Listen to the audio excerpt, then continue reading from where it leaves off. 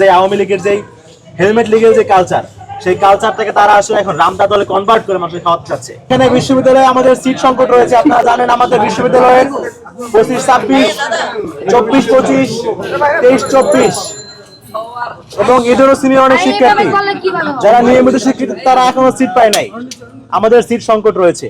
এমন অবস্থায় আমরা দেখতে পাচ্ছি আমাদের বিশ্ববিদ্যালয় প্রশাসন তারা শুধুমাত্র রাজনৈতিক পরিচয় বিবেচনায় অবৈধভাবে অনেক শিক্ষার্থীকে সিট দিয়েছে, যাদের অনেকের মানে পড়াশোনা আমাদের জন্মের আগে শেষ হয়ে গিয়েছে, তারা এখন হলে সিট পাচ্ছে।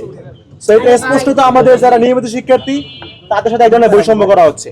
তো আমরা ডাকসুর পক্ষ থেকে এই বৈষম্যের আওয়াজ তুলেছি, আমরা কথা বলেছি, আমরা প্রশাসনকে জানিয়েছি যে আপনারা সিট দেওয়ার ক্ষেত্রে অবশ্যই যারা নিয়মিত শিক্ষার্থী, যারা ঢাকায় নতুন এসেছে বাহির থেকে, যাদের ঢাকায় থাকার জায়গা নাই, এই ধরনের শিক্ষার্থীদেরকে আপনারা আগে সিট দিবেন। তারপরে যদি আপনাদের অন্য কোনো সুযোগ থাকে সেটা পরের কথা।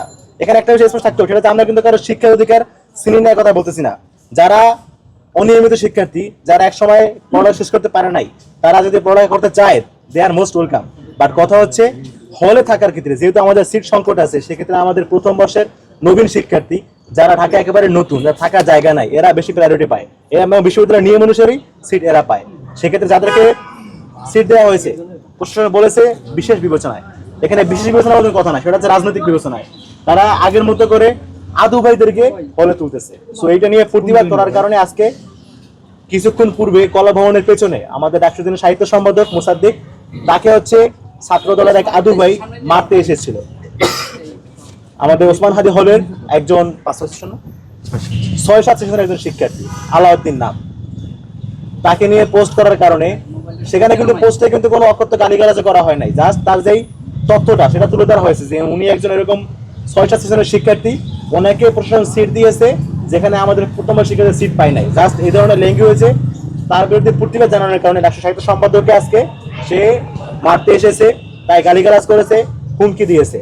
অর্থাৎ তারা নতুন করে ক্যাম্পাসে আবারও সেই সন্ত্রাস এর রাজত্ব কায়েম করার চেষ্টা করতেছে।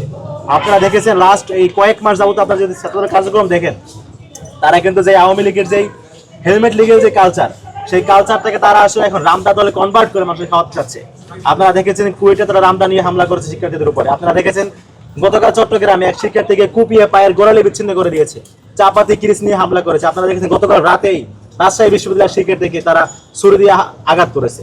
সেই বিষয়গুলো কি প্রমাণ করে? তারা আসলে ঘুরে ফিরে সেই ক্ষমতার চর্চা, ঘুরে ফিরে আবারও ক্যাম্পাসে সেই অস্ত্রের ঝঞ্ঝনানি, রামদা কিরিচ হকি স্টিক হেলমেট লীগের যে আধিপত্য ছিল সেই একই কালচার ক্যাম্পাসে নতুন করে আবার নিয়ে আসতে যাচ্ছে। এবং এটাকে নিয়ে আসার জন্যই তারা মূলত তাদের যে পুরো পেশি শক্তি, তাদের যে আদু ভাইরা রয়েছে, তাদেরকে নতুন ক্যাম্পাসে আবার পুনর্বাসিত করছে।